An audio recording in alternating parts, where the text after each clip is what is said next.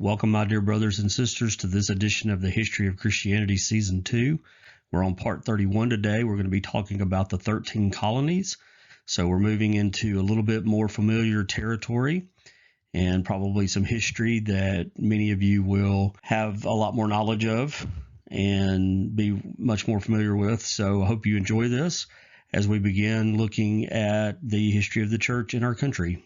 So to start with, let's look at some things about the New World and the expansion into the New World. The 16th century had seen the building of the Spanish and Portuguese empires. We talked about that a little bit at the end of last year. In North America, the Spanish Empire included New Spain, which was Mexico, but that's more than Mexico as it is today. That extended well into what is now the western half of the United States. Is probably, again, those of you that are familiar with the history of the United States probably already knew that part. In the 17th century, other powers began building their own empires.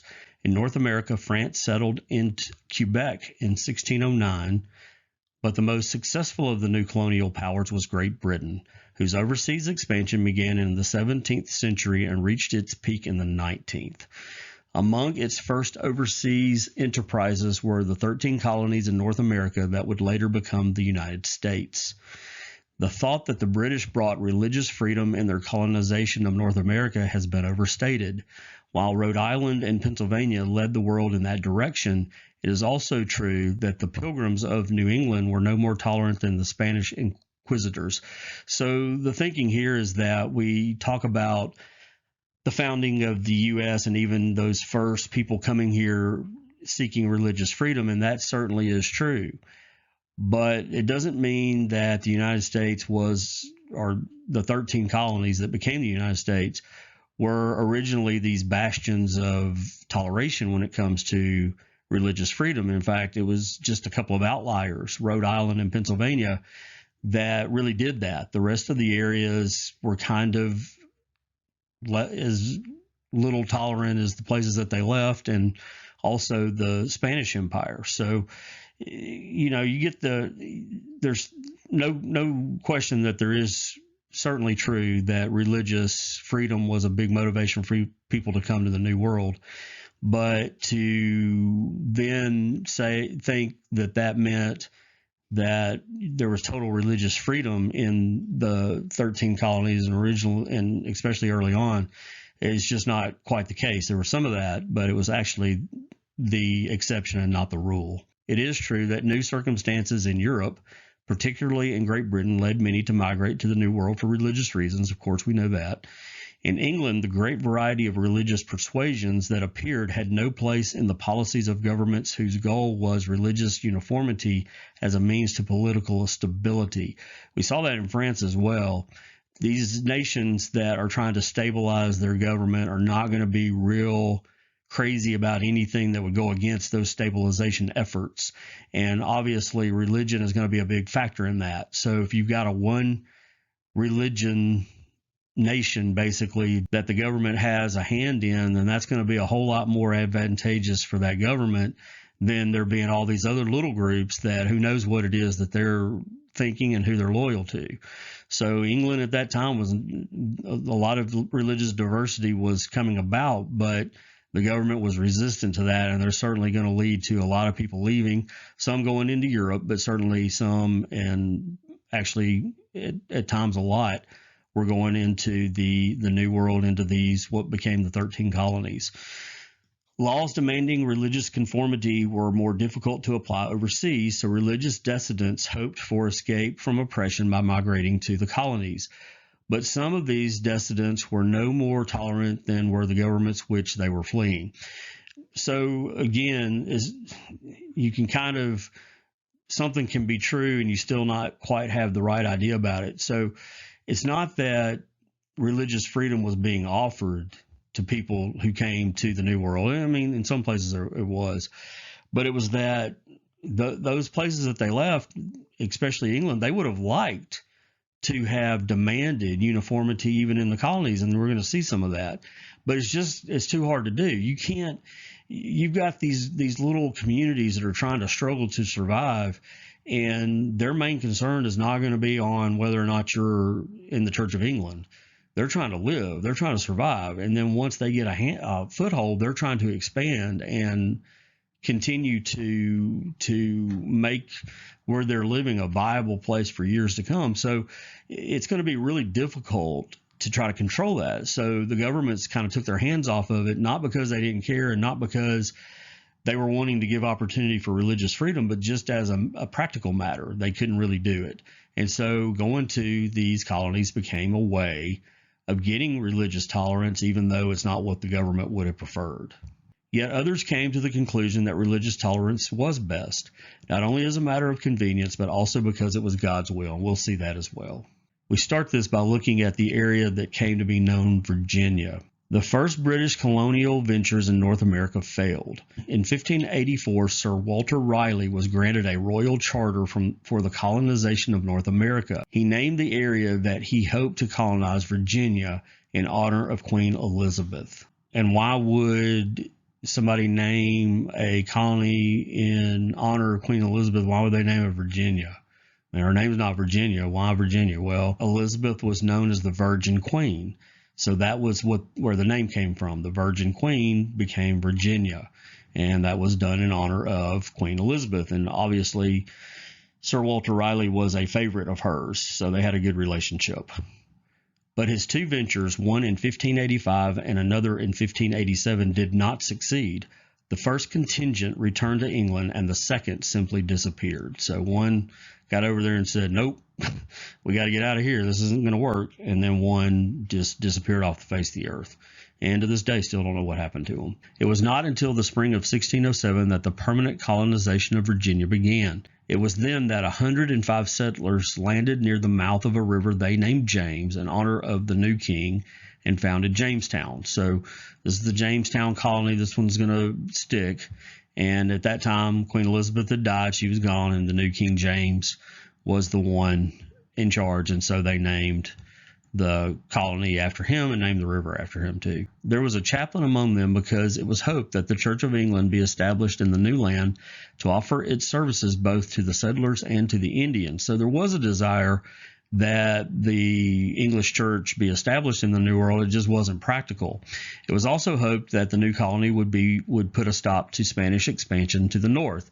That was the other thing they were worried about. Spain had a lot of areas in the south and in the west, and they were starting to kind of go into Florida and make their turn up the eastern seaboard, and England wanted to put a stop to that. So they thought we need to get some territories established and kind of stop them from being able to move on up to the north and take over everything.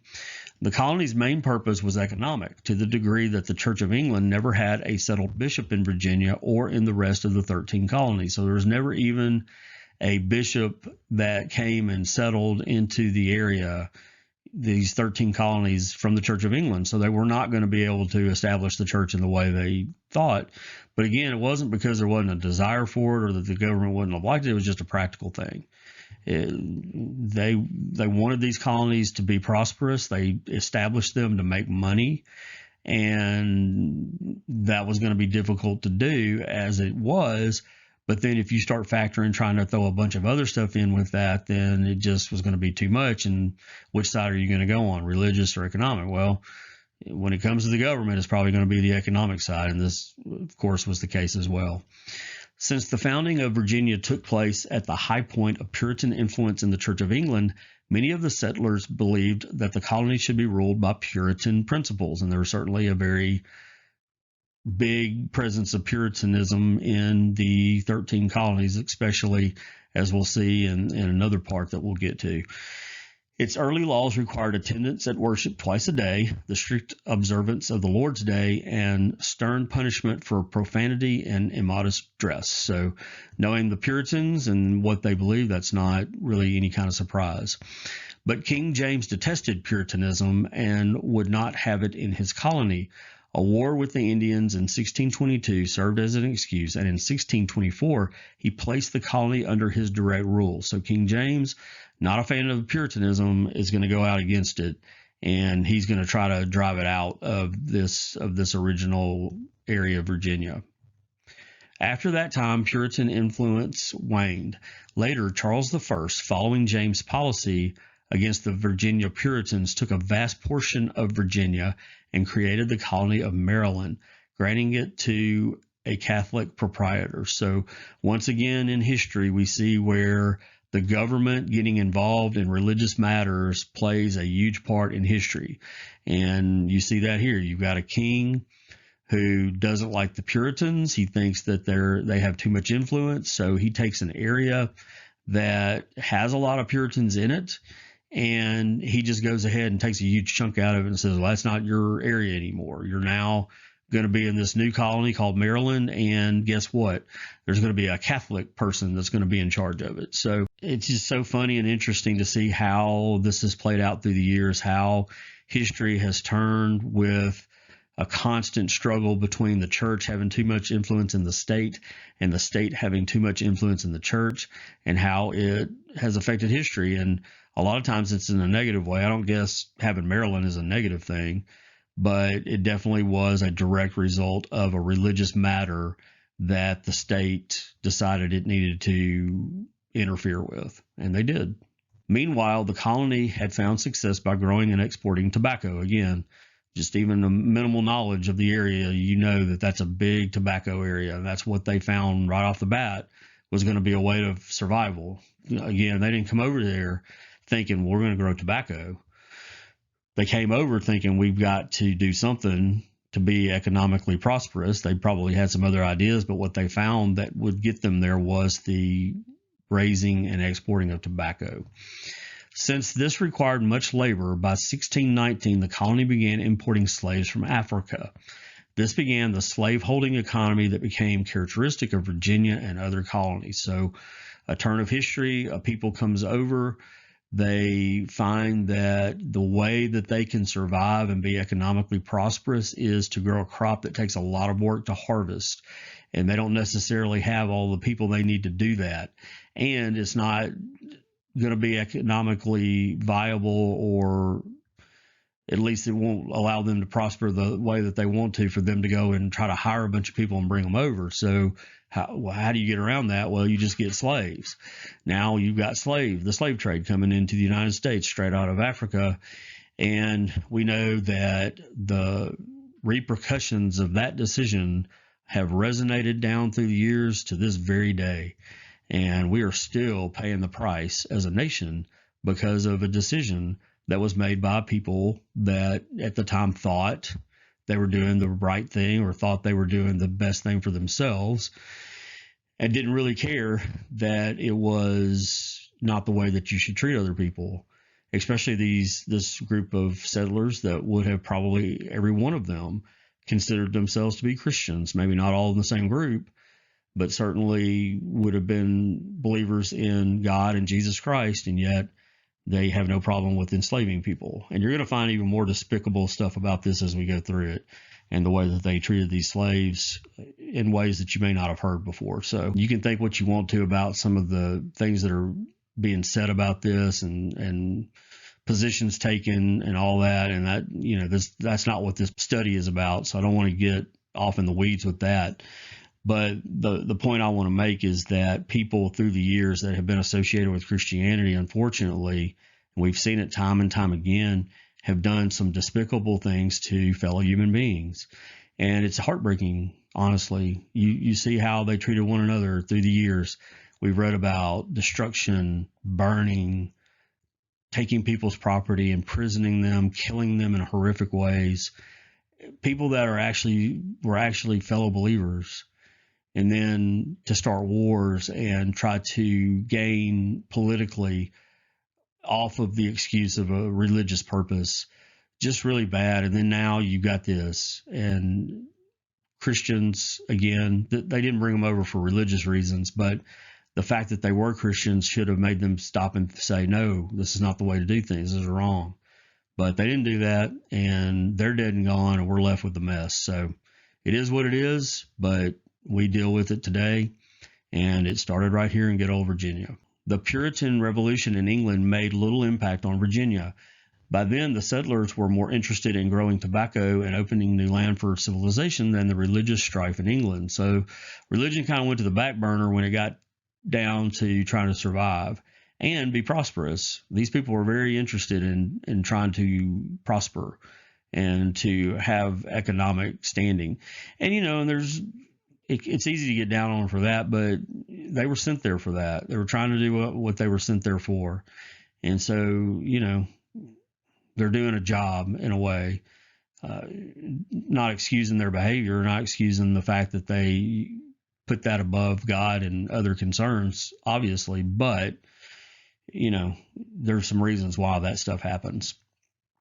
Most of the settlers were still members of the Church of England, but this was no longer the Puritan Anglicanism of times past, but rather a facile and aristocratic Anglicanism, one easily adopted to the plantation owners, but with little influence on the slaves or on the lower classes of the white population. So just the way that it was in England, the Church of England is going to appeal more to the upper classes, the educated group, than it is to the lower classes and the slaves.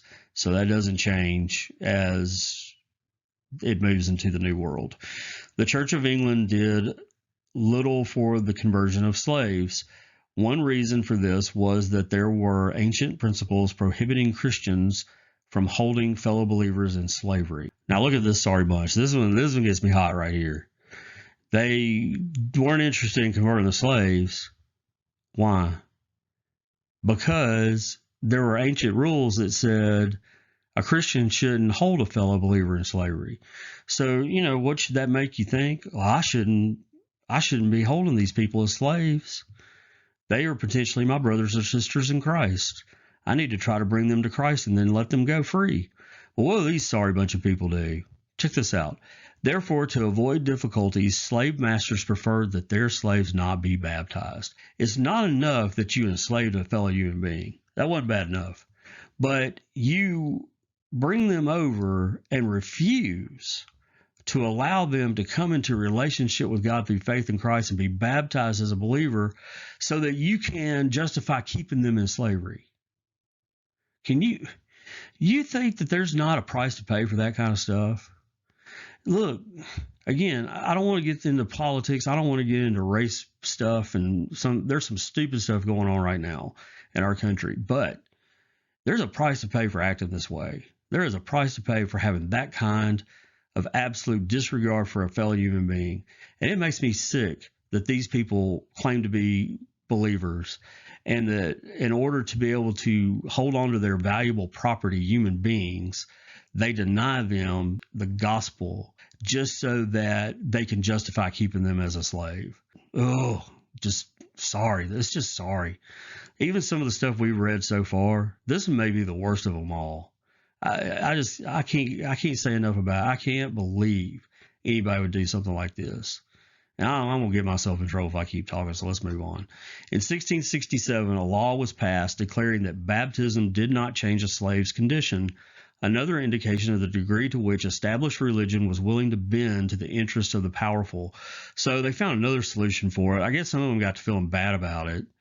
So what did they do? Again, did they not come to their senses and say, wait a minute, these people shouldn't be enslaved. We should not just help them to understand how they can be free from sin, but free them in this world as well. No, they just passed a law that said, yeah, you can go ahead and baptize them, but they're still slaves. It makes my stomach turn, honestly. But even then, little was done for the conversion of the slaves. Well, of course not. They didn't care anything about them, since many owners felt that keeping them in ignorance was the best way to assure their service and submission. Whew. I don't know how much more of this I can take. Man, these people are sorry scum of the earth. They're below scum of the earth. They were sorry as it gets. Man, they didn't have a ounce of the blood of Jesus Christ in their lives. There's no way. The adaptation of the church to the interest of the powerful also had consequences among the white population. Yeah, no joke.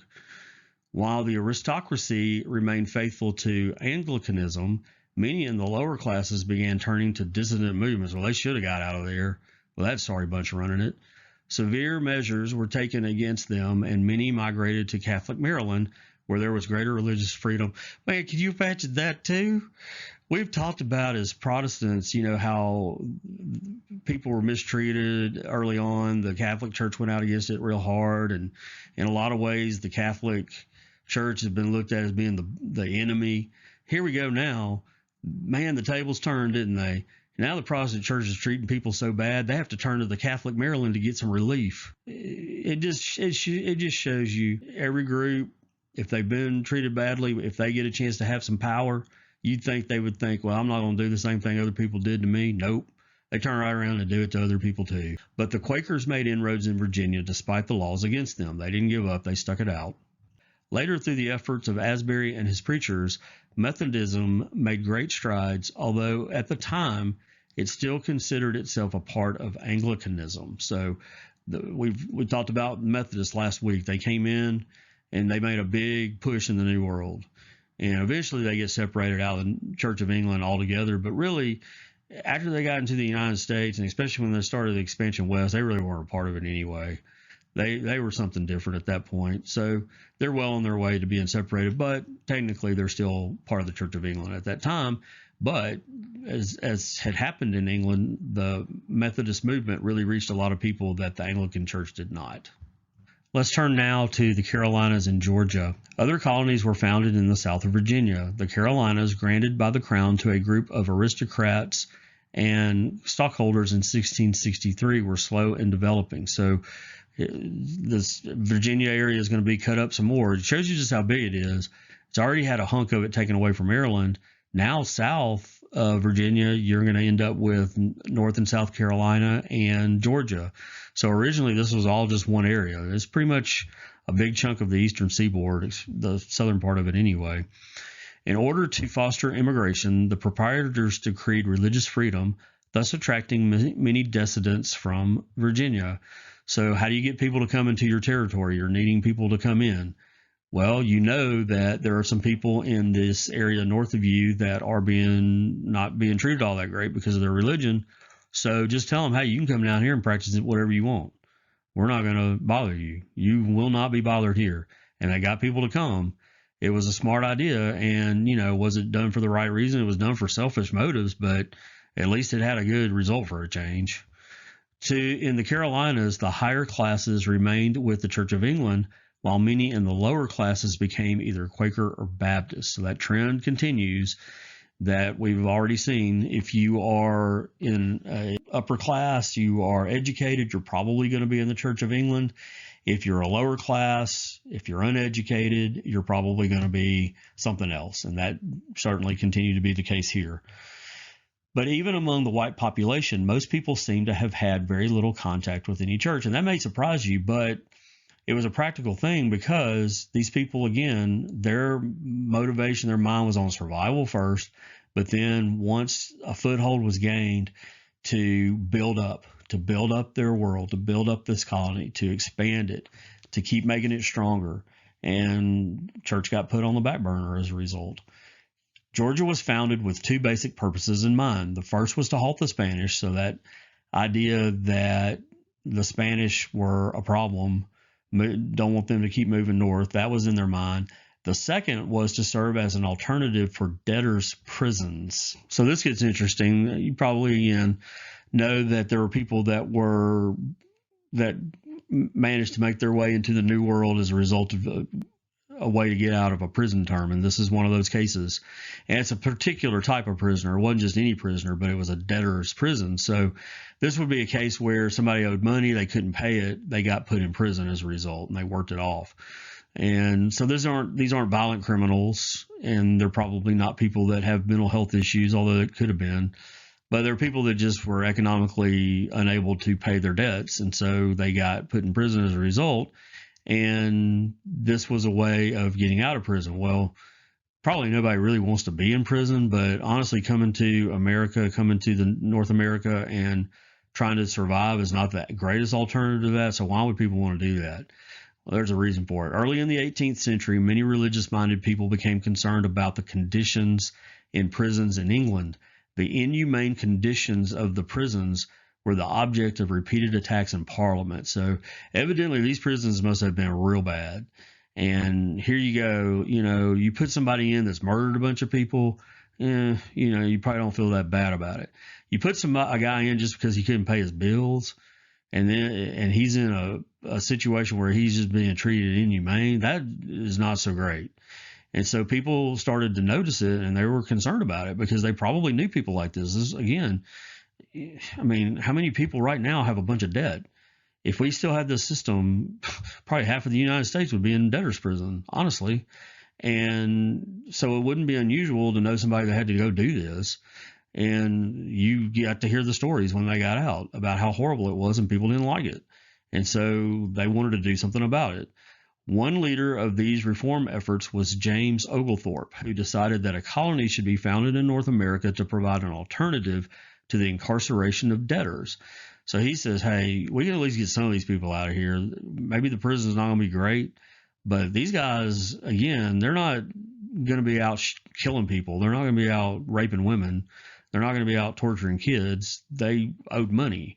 So let's let them go. They can work their money off by going to the New World. They can pay it off that way.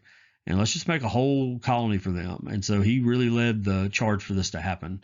Royal approval was granted in 1732, and the first convicts arrived the following year. Many religious refugees from other areas entered as well. So here comes a group of people. You have debtors, prison people that are trying to escape being in the bad prison, and then you've got people that are trying to escape being persecuted. So it's kind of a little bit of an odd mix, but here they are. Anglicanism was the official religion, but it made little impact on the colony. The Moravians had a measure of success, although their numbers were never very large. The most significant religious movement during the early years of Georgia was the popular response to George Whitefield's preaching. We talked about that last week. Remember, Whitefield spent his time going between England and Georgia, and he kind of didn't give it up, but let John Wesley, be the preacher when he wasn't there in England. Is kind of how Wesley got his start or restart after he left Georgia because things didn't work out for him. So this is the name that was the big name in the beginning, George Whitefield. And if there was any kind of real religious progress or impact made at that time in this area, it was going to be because of him. Later, Methodists, Baptists, and others harvested what he had sown. So these groups came in and they were able to reap the fruit of his labors, so to speak. Now let's turn our attention further north. We're going to move out of this Virginia area and move into the northern Puritan colonies. So Puritanism didn't really get a strong foothold in the southern part of the 13 colonies, but it was very strong in the northern part. It was much farther north that Puritanism made its greatest impact, in the area that came to be known as New England. There, several colonies were founded whose basic original motivation was clearly religious. So when it comes to the colonies that were primarily motivated to begin because of religious persecution, that's going to be this northern part, even more so than the southern part. The first of these was the Plymouth Plantation, founded by a group of dissidents who had left England for the Netherlands and then developed the idea of founding a New World community. So this group of Puritans, they were driven out of England. They first decided they'd go to the Netherlands, but then they said, if we went to the New World, we could just start something of our own. We could start completely a whole new community and do it exactly the way we know it should be done. And so their thought was, let's do it. We can do it better, so let's go do it. They came to an agreement with the Virginia Company. 101 settlers boarded the Mayflower and left for the New World. So I know you've got to be familiar with this story for sure. They reached land much further north than they intended, far from the limits of Virginia. That's an interesting thing. I actually didn't know that, or I'd forgotten it. They weren't shooting to be that far north. They were intending to be in that Virginia area. But the boat didn't go that way. It went further north, and they ended up, good piece north of where they had planned. But when you get there, you get there. And one piece of land is just as good as the other. You're not going to get in the boat and try to go back down. So they made it up there, and that's where they stayed. Therefore, before landing, they decided to organize themselves into a political body under the King of England, but with the power to govern themselves. In their Mayflower Compact, they committed themselves to obey the just and equal laws passed by their own government. So we're getting into some pretty hardcore U.S. history stuff now. You probably, way in the back of your minds, you can kind of feel a little itch right now. Remember hearing about that Mayflower Compact. The first months of the new colony were tragic. The population was swept by an epidemic and only 50 survived. So they were cut in half right off the bat. And they were in a tough area to try to survive, but they didn't quit. They decided they were going to stick it out, even though they were down to 50. In the spring, however, the Indians taught the settlers how to grow corn, and with that crop, along with fishing and hunting, they set up enough stores to see them through the following winter. And so we kind of get the idea of Thanksgiving, the Indians and the Pilgrims, the settlers working together, and the Indians helping them out and all that. And that, it's actually true. Not that every little bit of that story is exactly correct the way we remember or the way we've been taught, but the basic idea is that these people got here, had a tough time surviving. They needed some help. They got that help from natives, and they survived as a result of that. And then they didn't treat the natives all that well, but we'll forget that part for now. Eventually, they were able to trade fur for things they needed from Europe, and the colony was able to survive. So here we've got now a foothold. There's a big foothold in the south part of the eastern seaboard, the original 13 colonies, and now a foothold is being developed in the north part. Shortly after the first settlement, a group of English Puritans organized the Massachusetts Bay Company. So this is where Massachusetts is going to come in. They agreed to take the company with them to the New World and establish the headquarters in the colony, hoping to avoid influence from the English government. So they don't want to leave the headquarters behind. They want to move it with them. And again, it's a way of avoiding the government. Not that the government has said, oh yeah, just go to the New World, you can do anything you want to do. But because practically there wasn't as much they could do to interfere with them, just because you've got a huge ocean between you. And there's bigger concerns about survival. And the government obviously wants their colonies to survive. So it's a way of kind of fleeing government interference, and that's what they did. When all was ready, more than 1,000 settlers began the new colony. So this is a bigger. This isn't just 100 or whatever. This is almost 1,000, and there are more than 1,000. So they're going to come in with a lot of people to get this started right. They were not separatists, but simply Puritans who still belonged to the Church of England, yet wished to follow more closely the practices of the New Testament. Since they saw little hope for this in England, they migrated to America. So again, this is a group that decided we can do it better, and we're not going to get the effort that we want from the people that are in the Church of England actually in England. So let's just go to the New World, and we don't have to worry about them anymore. We can do it the way we know is the best way to do it. And so that's exactly what they did. This project was rendered all the more necessary by Archbishop Laud's measures against the Puritans. So this archbishop was going out against the Puritans in England, trying to put a stop to them. And one of the things they did was they got out of there and headed to the New World. During his persecution, some 10,000 Puritans fled to New England.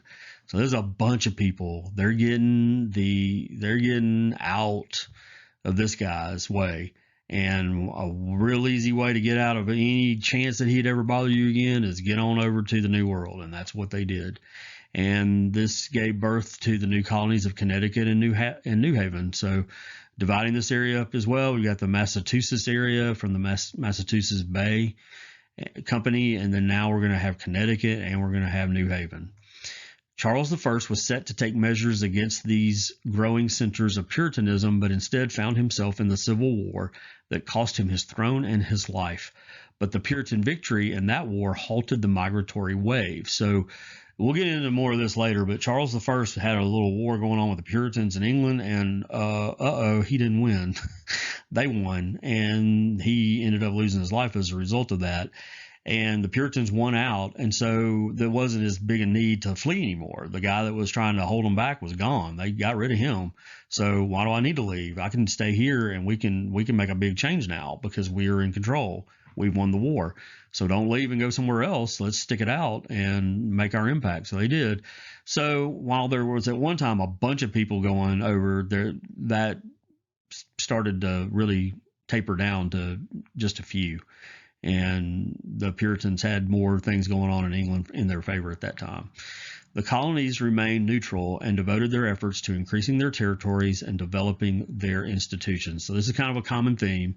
They're not worried about what's going on in England. They're not worried about what's going on in the church. They're not worried about evangelizing anybody. They're worried about trying to keep their colony afloat. And then once it's afloat, building up, building. Let's make it bigger. Let's make it better. Let's increase our territory. Let's get more stuff to export. All of those things. That became the main central drive. And it was the drive of all of these colonists in most all of these areas, as they turned to the very practical side of life and away from those things that they considered not to be as important in their situation they were in. Somewhat later, James II attempted to consolidate several of the northern colonies into the Dominion of New England, but his fall put an end to this project, and the colonies recovered many of their old privileges, although under new structures of government. So King James II thought he was going to make this divided area in one big area, but then he fell out of power, and that ended that. It was at this time that religious tolerance was granted, although by royal decision and not at the request of the settlers. So, yeah, there is technically religious tolerance, but it's not because the people want it. It's because the crown said it. And that kind of stuff doesn't necessarily go over all that well. Now we'll center in on Massachusetts and Connecticut for a few minutes. The Puritan colonies of New England, by then consolidated under the names Massachusetts and Connecticut, saw a number of theological controversies. The main problem was that many of the Puritans, while insisting on the need for a conversion experience to be truly Christian, still baptized children. This kind of continued on. All of these Protestant groups, not all of them, but many of them, especially early on and then moving on through, they were committed to the need to come into this personal relationship with God, this salvation experience, the grace that God gives, and yet they still baptized children. They still did infant baptisms. It's really curious that they continued that practice.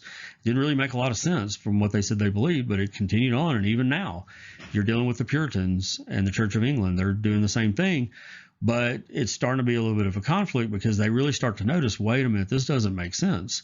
Some claim that baptism should be administered after conversion. Well, that does make sense. They're saying you have to have a conversion experience, but so infant baptism doesn't save you. You have to still come to Christ, but let's still have infant baptism. It just doesn't make sense. And people are starting to notice it and say, well, why don't we just move baptism to after you come to this experience, you get saved? That's what seems to make the most sense. So what would be the problem with that? Well, they did have a problem with it. But this clashed with the Puritan goal of founding a society that would be guided by biblical principles. A Christian commonwealth is conceivable only if, as in ancient Israel, one becomes a member of it by birth, so that the civil and the religious communities are coextensive. For this reason, it was necessary to baptize the children of the covenant. So they wanted to see themselves as being like an ancient Israel. They wanted to be a population that was a theocracy. And so, like Israel, if you were born into the population, you would automatically be a part of that government. But if you have to wait till you're converted to actually be considered to be a Christian and be in the church, then you're really not. So it doesn't work. It doesn't work. What they were wanting to accomplish wouldn't work. So they had a lot of issues with that because both ideas were in play and people wanted both things, but yet it didn't seem like it was possible to have it both ways. So you had some breaking one way and some breaking the other. But on the other hand, if all who were baptized were members of the covenant, how could purity of life and doctrine be safeguarded? So if you're automatically in just by birth, then what if somebody comes along, they don't follow what they're supposed to do? They don't ever have a conversion experience, or they say they did, but it doesn't change their life, and they live bad. But you're still a member of the group, so you're fine. So it's just a lot of issues. How do you reconcile this? It didn't really seem like it was reconcilable, honestly. Ultimately, many came to the conclusion that there was a halfway covenant, embracing those who, having been baptized, had not been converted. So they're kind of saying, well, you got kind of half in. You got 1 foot in and 1 foot out. Just really trying to bend what is actually true according to Scripture and the way God set things up to be to make it work for your own system is never a good idea. The children of such people were to be baptized, for they were still members of the covenant, but only those who had experienced a conversion were granted full membership in the church and were vested with the power to participate in the process of making decisions. So the way they got around it was just to say, well, You're baptized as a child, you're in, but you're not all the way in. You can't be a part of the church. And that was a big part of their society. When it came to making decisions, there wasn't any difference between the government and the church. So if you wanted to have a voice in what was going on in your own government, then you had to be a member of the church. They came up with this solution. Is it correct biblically? No. Is there any reason or any basis for it in the history of Christianity, or especially the New Testament? No. But it worked for them, so they did it anyway. The controversy gave rise to bitter animosities, and as a result, the original optimism of the settlers waned, because you couldn't reconcile this. It didn't make any sense. And you're not going to get people to see eye to eye on it, because they had very conflicting views, and it mattered to them, and it should have, but they weren't able to get through it, and it caused a lot of problems. There was also some debate as to the manner of government of the churches and the relations between them, and that kind of is an ongoing issue even now. Finally, the majority settled on what amounted to congregational rule, although limited by the need for the congregation to agree to a confession of faith. That was a revision of that of Westminster, in which the civil authorities were empowered to safeguard. So that's kind of how they came to finally being able to coexist, at least. And that brings us to one of the most infamous and despicable events in all of the history of the Christian church. Thankfully, not U.S. history. Some people think this was something that happened in the United States. It didn't. This happened before the United States formed. It did happen in the territories and the colonies, but it was not a U.S. event, and that is the Salem witch trials. We're going to talk about this very briefly today. I honestly wish I had more time on it, but I think if I did, I would just get mad. So there's so much history here. There's so much to read on this topic. It's very interesting to see how things got to a crazy point in which there's just insanity going on among people that you would think would not be crazy, and yet they fell into hysteria and they did crazy things. And we still to this day talk about people being unjustly persecuted as being, as it being like a witch trial type of thing. And that's because of the Salem witch trials. One of the most famous episodes of all these early years was the trial of the witches of Salem, Massachusetts. In 1692, on the basis of the idle accusations of some young girls, rumors began circulating that witchcraft was widely practiced in Salem. The rumors eventually led to hysteria. In total, 20 people, 14 women, and 6 men were hanged, and several died in prison. I understand that. It wasn't just the 20 people that died.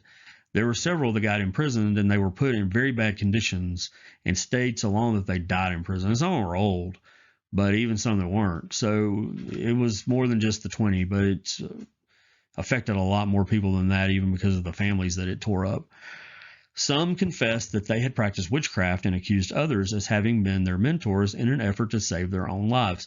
You get conflicting emotions about this. I mean, it's obviously wrong, and it's really, really bad. You're taking somebody else down with you. On the other hand, you're trying to save your own life. And as much as we think we're noble and we would give our life up on a moment's notice, the honest truth is probably most of us don't really know what we do until we're in a life and death situation. And these people were panicked, and they had seen what had happened. In fact, probably some of them had participated in it and gone along with it. All of a sudden, their neck is in the noose, so to speak.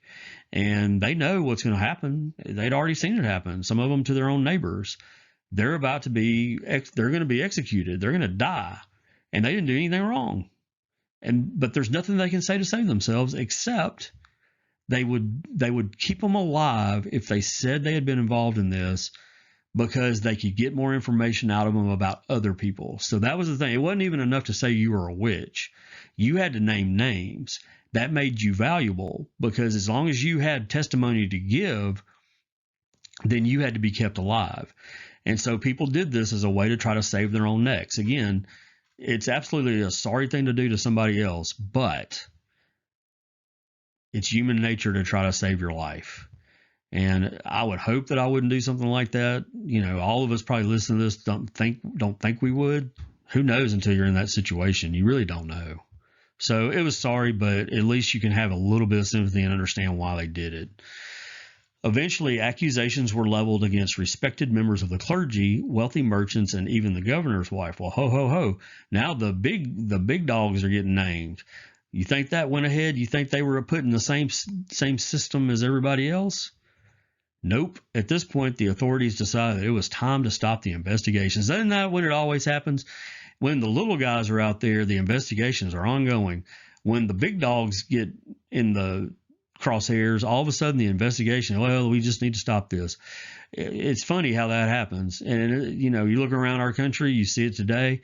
It didn't just start today. It's always been that way. As long as the world has turned, the people in power, the people in the top are going to shield themselves and be just as happy as they can be for anybody below them to go down.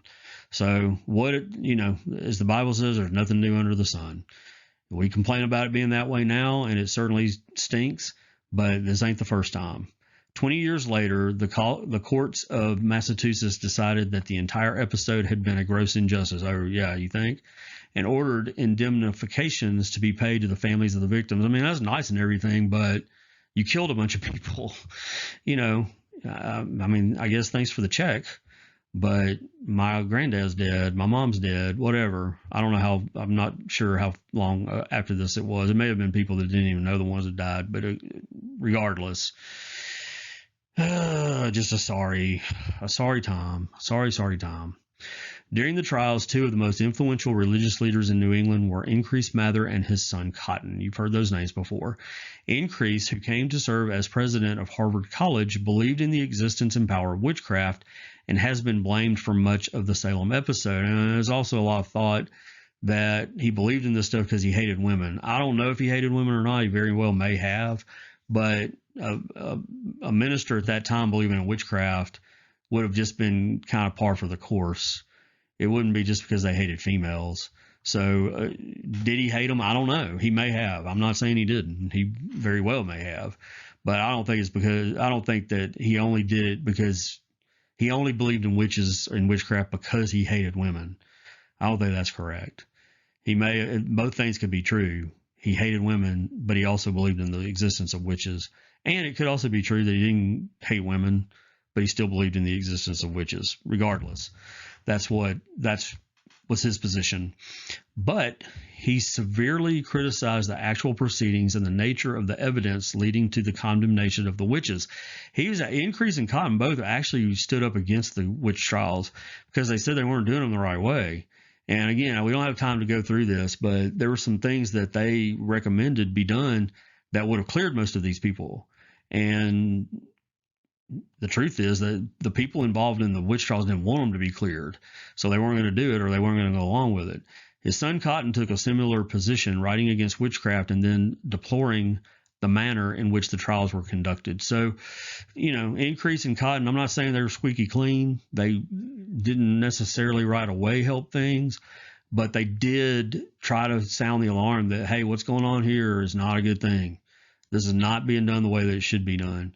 And so they weren't listened to, though. And even though they were well respected, they were ignored. The work of these two theologians went far beyond the question of witchcraft, so that they set the tone of the ethos of Puritan New England.